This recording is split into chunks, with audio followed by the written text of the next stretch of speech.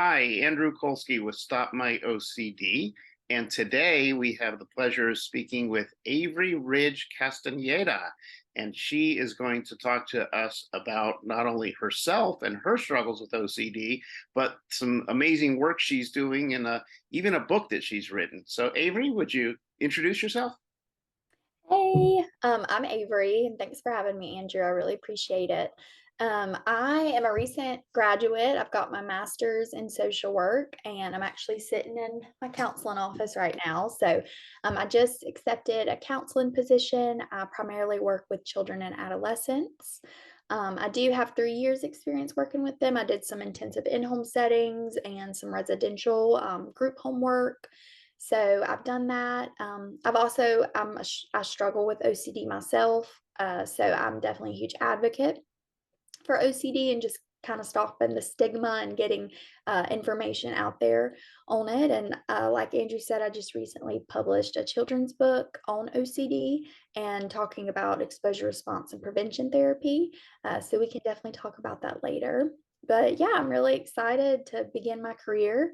And yeah, thanks for having me. Wow, that's wonderful. So there's a lot of stuff to talk about there, and I'm going to make sure we get into all of it because I'm sure that people are curious about many of these things. So Yeah.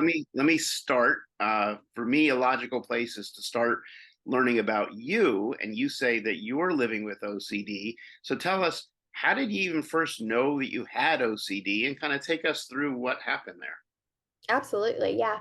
So it's funny because I didn't actually get officially diagnosed with OCD until I was 19.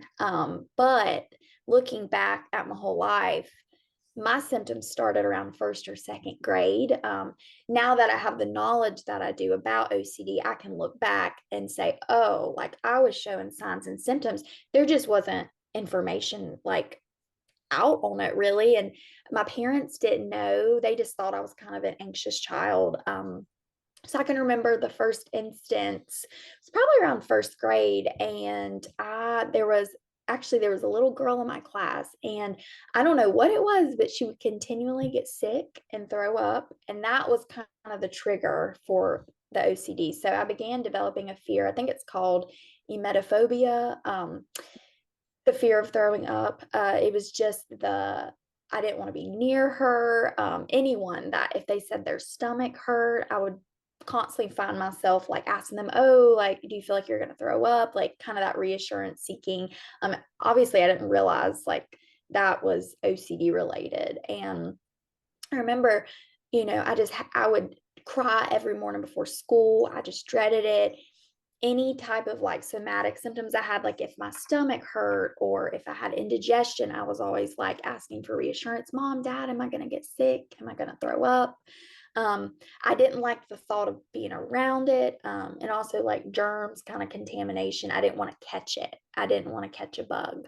And honestly, I still struggle with that today. It's not near as bad, but I still don't like it. It's still something that I'll feel sometimes my anxiety rising, and I have the coping skills now. I can talk myself down. So I would say I was around 7 probably. It got so bad I actually had to move classrooms, and I remember I felt so much shame around it because I didn't understand like I remember my teacher sat me down and she was like, "So you're scared of throwing up?" Like because this girl was in the class, she would get sick a lot, and so it was a trigger. And I just remember I was so embarrassed because the the teacher didn't really understand. I think she was trying to, but it's not something that you probably commonly hear with kids that young. But that was kind of the start of the anxiety. And then I just remember throughout probably up until fourth grade, like I would even get, I know now it's called pure OCD. So you get some of the thoughts. I would have thoughts like, I'm a huge animal lover, but I would have thoughts of, oh no, like, am I going to hurt my cat? Or like I would hug her sometimes because I love her so much, but then I'd have a thought of, oh, you're going to hurt her or you're going to do something bad to her. And these thoughts would just scare me. So I would find myself going to my mom or dad and saying, do you think I'm going to hurt my animal? Like, well, no, honey, like you love her so much. And I just remember, having thoughts about like hurting animals or hurting people, or I even had a thought in fourth grade, the sexual orientation OCD. And I'm like in fourth grade wondering, do I like girls? And I'm like, what? Like, obviously I'm married. That's not the case. But in fourth grade, I like would have questions like that pop in my head. And I would go to my dad and I would ask, he's like, well, no, but my parents, they didn't get me help. And I don't, obviously I don't look down on them for that. They just said it was just my quirky personality characters, my anxiety, quirky behaviors. That's just what they summed it up to. So long story short, my parents did get a divorce. Through middle school, I don't really remember having much of OCD symptoms. It was kind of like it showed in elementary. And then as I got older, it was just more anxiety related stuff. But then I'd say it really hit its peak around age 19. And obviously at the time, I didn't know what I was dealing with, but it was the same pure OCD type fault. So rather than having the physical compulsions, I did have some contamination and stuff. I can get into that, but it was more so like the mental compulsions. So I remember randomly one day the thought, came into my head of, oh, what if you like girls? And it just like stuck, because I've learned now OCD often will attack things kind of the opposite of your character. I love animals. So obviously, if it latches onto, oh, you're going to hurt animals, it sticks, it flags your brain. And then I just constantly would find myself doing mental compulsions. So checking, oh, do I have a sort of attraction towards a girl, or am I feeling, I sometimes would avoid situations or avoid sleepovers at the time just because of that. And I had so much shame around it because I didn't know what I was dealing with. I was like, why am I constantly having these thoughts? I would try to push it away, which I know now that's the thing you don't want to do. You don't want to push away and avoid the thoughts, because it obviously will make them bigger. So it was constant. I kept this to myself. I grew up in a Christian household, so there was just a lot of shame around that, anyways. And I knew that it's not really how I felt, but it's so real when you're dealing with it in the moment. You're like, well, maybe I do like girls. Like, what is going on? And so I constantly would question. And I remember it got to the point I just had so much anxiety. It was probably about a year and a half. I kept it to myself, didn't tell anyone, had a lot of shame, thought I was literally going crazy. To the point, I think I was at work one day. I worked at like a part-time job, and I just had like almost a panic attack pretty much. And I just had to leave. And I went home and I broke down crying. I lived with my dad at the time. So I kind of told him what was going on. And I just remember I was like, I don't want you to think I'm crazy. Like, I'm not gay. I'm not like, that was the main thought. And I think I had some scrupulosity OCD too about like religion and stuff. And I think it's because I grew up with more Christian beliefs and things like that. So of course OCD is going to attack the things that are like told, oh, you don't do that. Right. So that was when he was like, okay, like let's get you into therapy.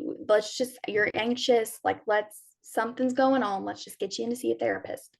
So at age 19, I went and saw a therapist, and I remember walking to the office. I was so nervous. I felt a lot of shame. I didn't even want to tell her like what my thoughts were, because I was like, she is going to think I'm crazy. But thank goodness I remember she smiled at me. She was so welcoming, and I had told her what was going on, and together we kind of figured out, oh, like OCD, have you heard of obsessive compulsive disorder? And to me it was very new. I was like, I associated OCD with perfectionistic cleaning, the typical stigma that society puts on OCD. Right. So I'm like, I'm having thoughts about my sexual orientation. What, OCD? Like, what?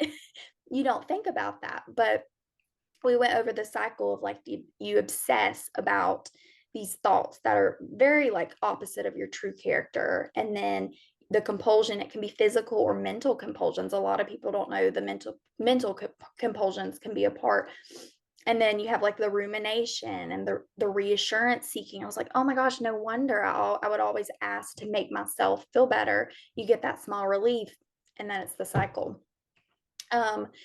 So therapy helped a lot. We worked on some exposure response prevention with that, and also just some contamination. There's a lot. I have different things, and I could get into it. I don't want to talk too much, but um, we did a lot of like exposure response prevention, some acceptance and commitment therapy.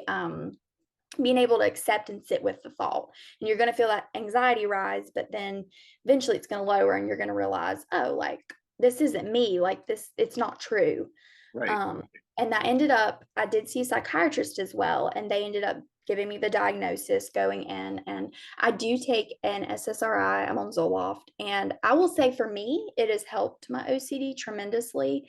I still have it, it's still there, but I will say the intrusive thoughts, I really don't have them anymore. I don't have the like the sexual orientation. That's not a thing anymore for me. So I know OCD though can jump, and it can latch on to different themes throughout your life. Yeah. Yeah. I had a little bit of the just right OCD. So if my shoes or clothing didn't fit just right, like it would give me anxiety, and I would take it off and not wear it and just change into something else. But I learned through exposure and response, leave the shoes on, leave the shirts on, even if it's bothering you, Mm. and you're going to feel that anxiety rise, but then it'll lower, and basically, take your power back. And that's what I had to learn. And going through all of that, it's funny because I was already in school, college at the time, for social work, because I've always liked to help people, but I didn't know like what route I wanted to go. But go through the things I did, seeing my own therapist, it made me realize I really want to help others too, because this is a lot more common than people think. There can be a lot of shame around it. So that's kind of what led me to, I'm now in my own office and helping children's and adolescents. So yeah, I know that was a lot, but that's kind of my story that got me here. No, that's wonderful, and there's a lot there, but it's not unusual, and I'm sure that Mhm, some people watching this video are experiencing very similar things, and mhm. they don't know what's going on. Maybe they don't even think that it's OCD, or they don't know, and you know, Yeah. it's really troubling when you're having these thoughts that you don't understand and you're not sure where they're coming from. So Mhm, there's a couple things I want to follow up from, and the first thing I want to ask is, you know, when you were a kid and you mhm, don't know that it's OCD yet, and you're dealing with these things, and your parents are thinking it's quirky things. mhm. What can you describe a little bit about your parents' response and how it impacted you, so that if it's a parent who's watching this video, give them some tips and things. Yeah, absolutely. So I just remember both of my parents very understanding. I know they could tell, like, I think they just associated with, oh, it's just anxiety. Like, and my parents have both struggled with anxiety too. So to them, I think they might have had, they did tell me at one point they had the thought of taking me to see someone, but they just never did. Um, so, I wish they would have, but they just didn't know, the resources weren't really there, years ago. And I just remember, my dad especially, and my mom too, they were very understanding. So when I would come to them and kind of seek that reassurance when I was having those thoughts or fears about throwing up and contamination, they would, tell me I'm okay, and that it'll be okay, that they're just thoughts. But I think they did struggle with kind of how to respond or how to help, especially when it came to the fear of throwing up, because a lot of that was around school. I didn't want to go to school, and I would often want to lay out of school because I would feel like I'm sick even though I was fine. It was just I needed to burp. So it was a struggle. It was, and I think a lot of the times they didn't really know how to help. They just tried to be there for me. So, I mean, any advice that I could give to parents is, if you do see some anxious behavior or signs and symptoms for uh, with your children, and especially if it is kind of quirky behavior, because often with OCD in children, it is kind of unusual or quirky behavior. That's what a lot of parents describe it as. So if you're seeing these, don't be afraid to reach out. Like it, even though this child may be 7 or 8, that's how old I was. You may think, well, they're too young to be dealing with this. They're not too young. I mean, anxiety can start. I mean, I have 5-year-old clients, that I see things for. So, just don't be afraid to reach out. Don't feel shame about it. If anything, your child will thank you when they're older. I have no negative feelings towards my parents. We just laugh about it now. But, back then I needed help and I didn't get it. So definitely just, don't be afraid to reach out and go to therapy or see a doctor or take that first step. Right, right. Wow. Mhm. Well, thank you for that. Mhm. The other question that I really wanted to follow up with here too is that it sounds like the first therapist that you went to was able to help diagnose what was going on. And Yeah. one question that I've asked pretty much everybody that I know who is as a therapist, psychiatrist, a psychologist, anyone who deals with this, I asked them during school when you were learning your trade, did you get any training on OCD? And so far, the answer has always been no. So I'm really curious to ask you that same question. Yes. So it's a great question. I got very lucky with my therapist. She had told me, I think that she had a brother growing up that had OCD. So that's why, because I was like, how do you know so much about this? Because there are a lot of stigmas around it. But yeah, I didn't go the counseling route. I got my master's in social work. So with that, there is a clinical focus, but it's not just clinical as if you went for like a licensed mental health counselor. So, they would cover very like the basis, anxiety, depression, trauma, but OCD, you never, I mean, you don't hear about it. I mean, I wouldn't know about it unless I went through it myself. The exposure response prevention, most therapists don't know what that is, or they do, but they just don't, really look into it. Mhm. So I think OCD can be commonly misdiagnosed a lot with like generalized anxiety or just different diagnoses when really it's like, oh, like there's this component of obsessions and compulsions. It's not just anxiety. So I do think there needs to be more teaching about OCD. And I think it's important because there's just a lot of misconceptions about it. But no, I didn't learn it in school. The only reason I know about it is because my struggles. Right. Yeah. So I always tell people, so far the track record is consistent. I've yet to Yeah. hear anyone who says they were taught about it in school. Yeah. And I always share the story that for me, I also didn't learn anything about it in school. And then we do our residency and, we're training and we're learning. And I look back after I started to learn about OCD and I Mhm. can, pinpoint in my head, it's like, oh, that was OCD. Yes, I didn't know it because no one ever trained me about it. absolutely. Yeah. Yeah, So it's so funny you look back and you're like, "Oh my gosh, like it's been here the whole time." It's just you don't know. It's so real, when it's in your head and it's just that cycle of obsessions, compulsions, and then small relief, and then it repeats. And it can take on so many different themes. You can have the checking and the symmetry OCD and just there's so many different themes it can take on. And I've struggled with a few, not all of them obviously, but it's definitely a disorder that needs to be talked about. yeah, yeah.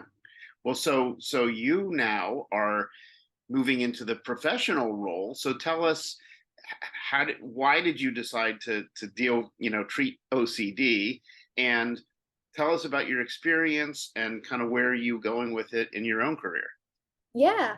So I'm still young myself, so I've always loved children, adolescents. I think that's a crucial time for development for kids and teens. They're still developing. It's a time where it's good to have like a therapist or a safe space that you can go to and talk to as you're navigating all of these challenges. So I don't just specialize in OCD, although I'm very passionate about it. I work with a lot of anxiety, depression, definitely trauma. You see a lot of that, but at times it can be kind of mixed in, and you do see. I have I've seen some clients that do have those OCD tendencies. And so it's something I'm always, in the back of my head checking for, because a lot of the times I feel like it can be missed by therapists and psychiatrists at times. And like I was saying, it can get misdiagnosed. So I'm always aware of it, especially dealing with like anxiety. One day I think, well, I'm still kind of new to the therapy realm, but I would love to get like a certification in exposure response prevention or OCD treatment, and be able to specialize in that. I do enjoy, treating other diagnoses, but I know with my experience with OCD, I would love to be able to help children, teens, and I mean even adults. I'd be open to adults and doing that exposure therapy, because that is what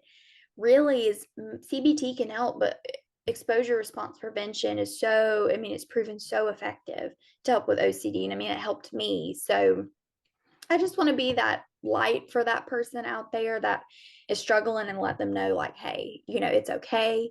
It's okay to have shame around it. I had shame, but there's no need to, because this is kind of what we're dealing with, and we can work on it together and hopefully help them reach a place where they're like, you know what, like, I've taken my power back and I'm not going to let the OCD control me anymore. Hmm. Wow.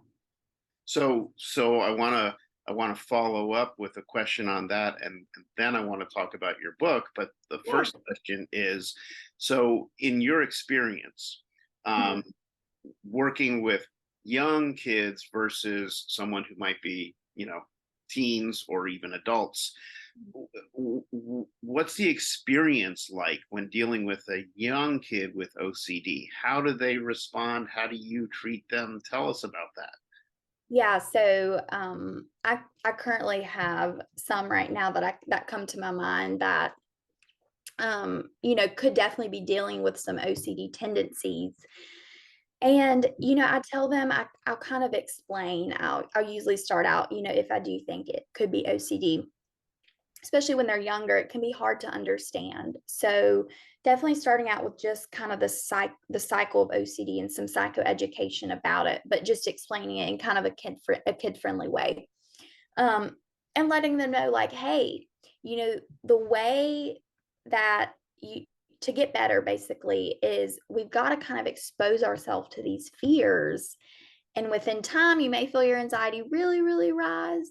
But then the more you do it, the goal is it's going to lower it. And you get obviously some hesitancy from kids or adults. You're like, oh, I don't know if I want to do that, because the tendency is you want to avoid it.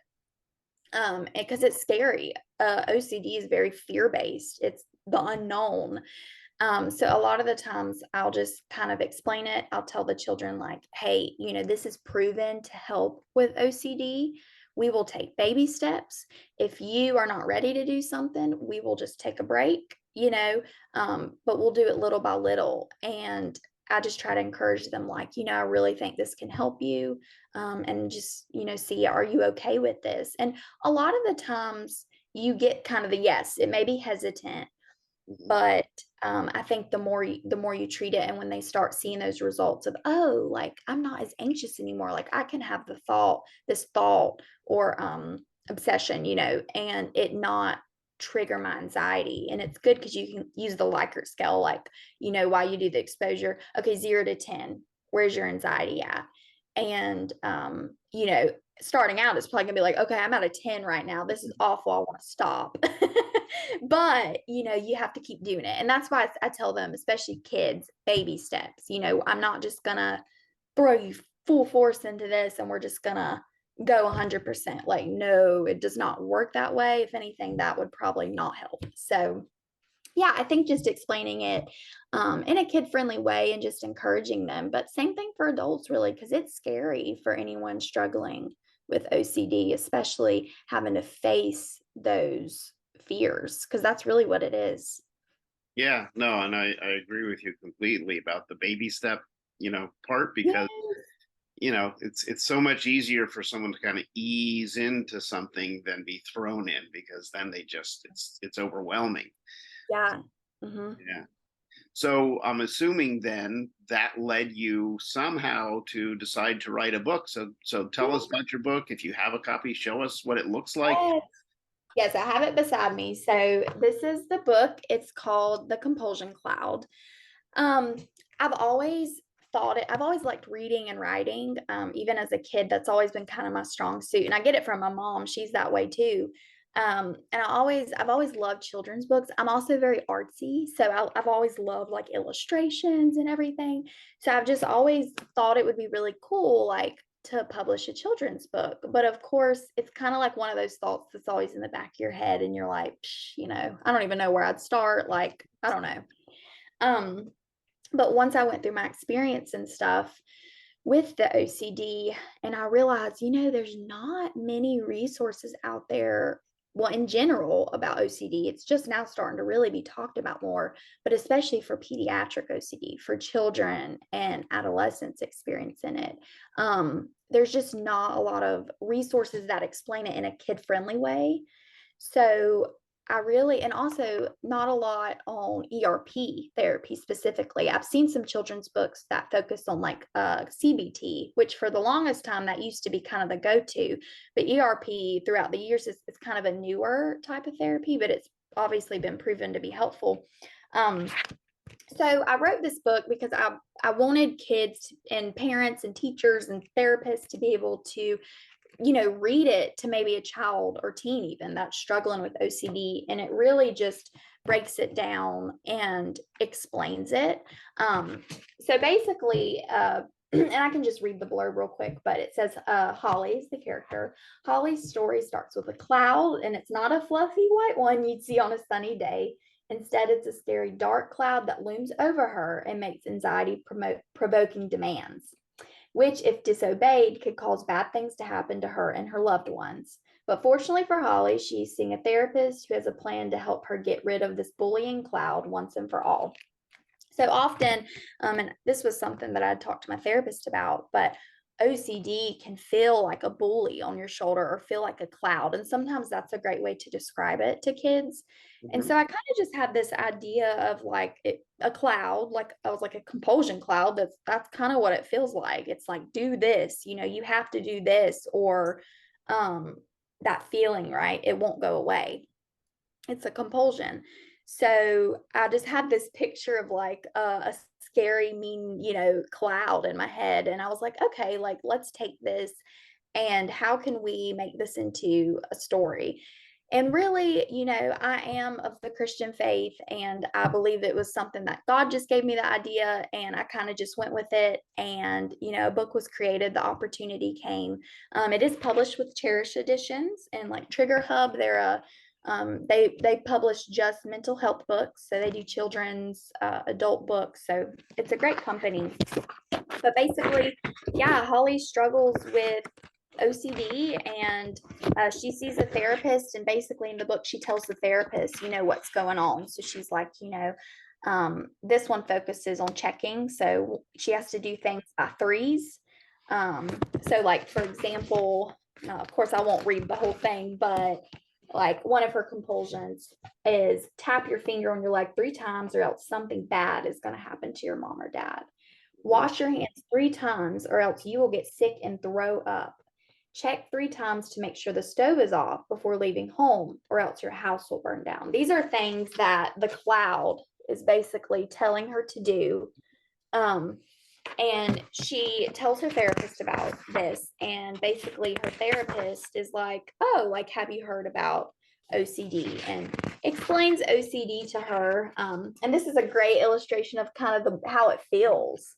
It's like a big bully, the cloud, and it's scary, especially for kids.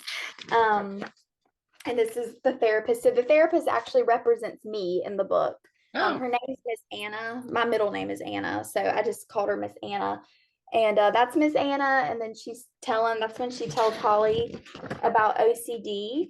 And basically, it talks about, this is where the exposure response prevention comes into play. But She says, well, exposure response prevention therapy is proven to help OCD. It's there to encourage you to face your fears and stand up to what the cloud is telling you to do. So basically, you want to do the opposite of what the cloud is telling you. It may cause you a lot of anxiety at first, but over time, it will get easier and the cloud will lose its power.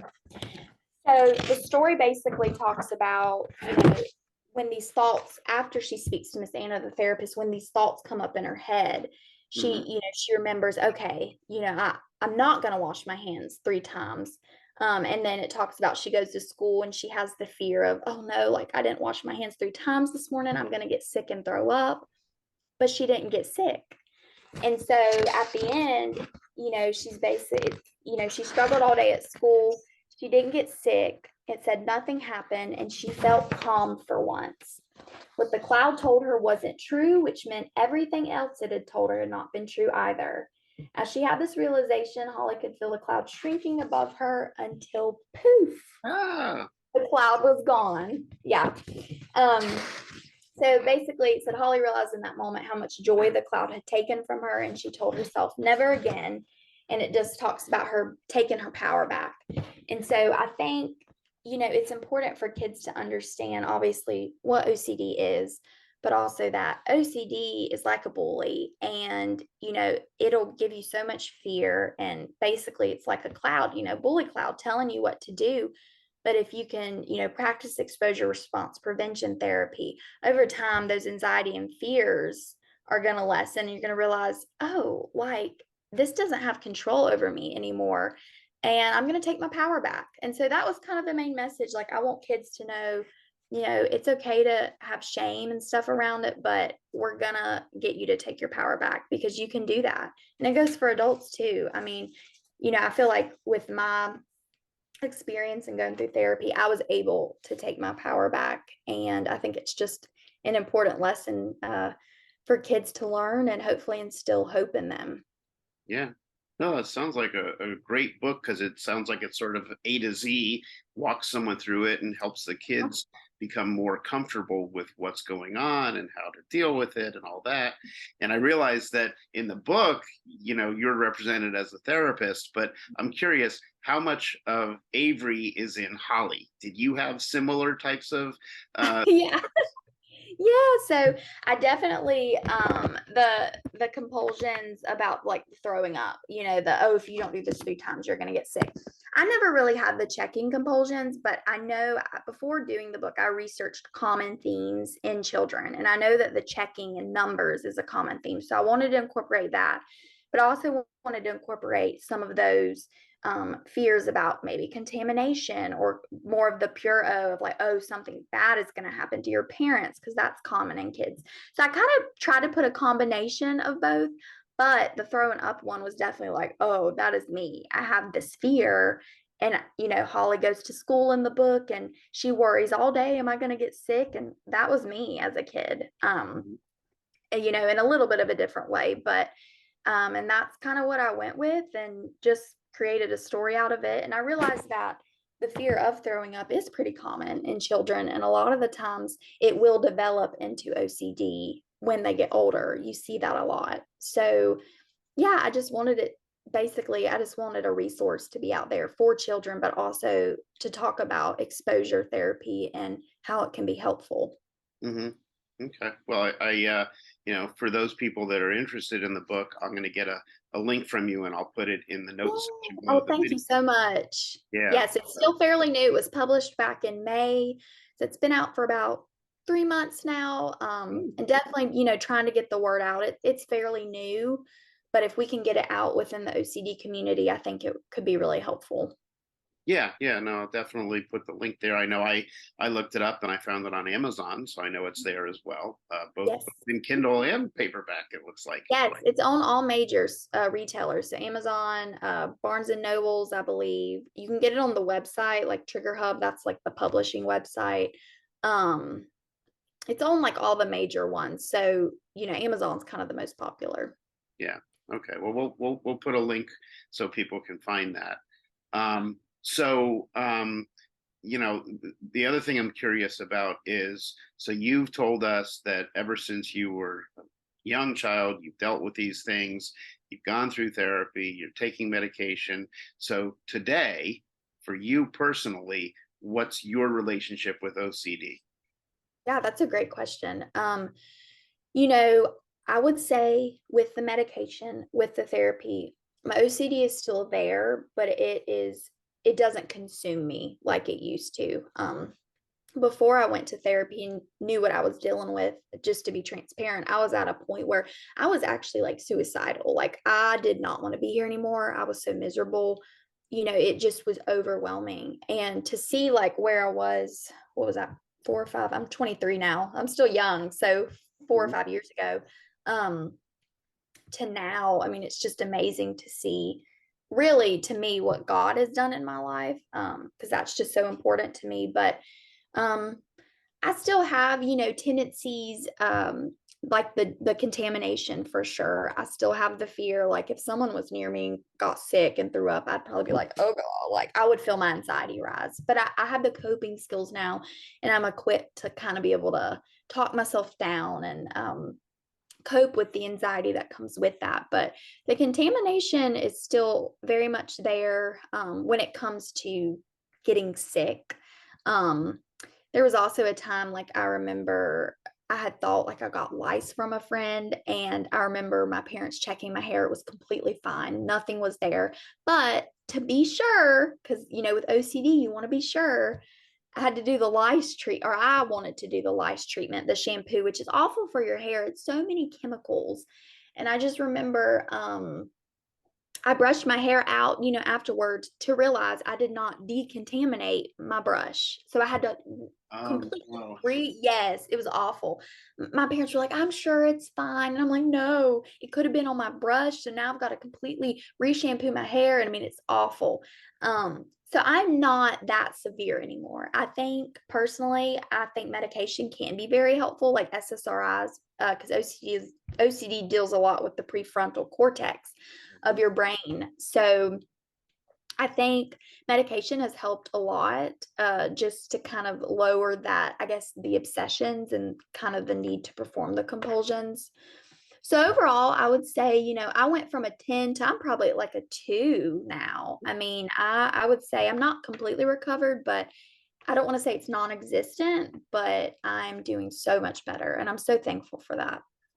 Yeah, yeah, and that's the thing is that OCD is not something that we cure, but Yeah. we can certainly manage it to the point that it's not having the impact that it did, just like you're describing with your own story. So that's that's what people can look towards and have hope Yes. for, because it can Yes. be done if they get therapy. Yes. And that's what I want, I want others to know that, you may be going through a really hard time right now with OCD or, thoughts or whatever it is, but it can get better. You can take your power back. Therapy and medication can be so helpful. And, I'm to a place where it's very manageable. I still find myself, my brain will get in loops about certain things at times, but I'm able to identify it. Whereas before I was not, I didn't know what it was. But now I'm like, okay, this is an OCD thought. Like, and once I realize it, it's gone. So I just want other people to know, it doesn't have to be like this forever. And, talk to people. I encourage people to reach out if they're struggling, and yeah, get the help they need. Great, great. Well, I really appreciate you taking the time to join us today and to share your personal story. And the book sounds fantastic.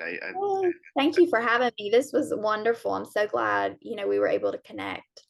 Yeah. So, okay. So for those of you watching, if you want to get the book, I'm going to put a link below. If people wanted to get in touch with you, where do you practice? So I am at Ashboro Counseling and Wellness. So I am based in North Carolina. We are a Christian-based practice, but I mean, we meet people where they're at. We see a variety of individuals that, don't identify with a Christian belief. It's really open to all. We just want to help individuals, but I'm located there. I primarily see children, adolescents. So yeah. Great. Well, thank you for your time, and we really appreciate it. And I wish you success as you continue to build your career. And are there any additional books coming? Are you thinking about any? I would love to do some more children's books, but I'm just, waiting. I definitely want to see how this one does. And then, I just want it to kind of come organically. So the idea, I have some ideas, but I'm just kind of waiting for when it really clicks. Mhm. And at that point, I may look into publishing some more books, but I definitely would love to. It is definitely on my bucket list. Fantastic.